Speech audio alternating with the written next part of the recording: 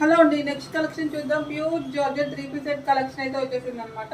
Super collection అండి. So ఇది వచ్చేసి బ్లూ కలర్ వస్తుంది, డార్క్ బ్లూ కలర్ అనమాట. 3 పీస్ సెట్ అయితే వస్తుంది అనమాట. లోపల క్రాప్ టాప్ ఉంటుంది, పైన కోట్ మోడల్ వస్తుంది, రిమూవల్ ఉంటుందండి, అటాచ్డ్ ఏం కాదు. సో స్కర్ట్ వస్తుంది అనమాట. స్కర్ట్ వచ్చేసి ఈ విధంగా అయితే ఉంటుంది.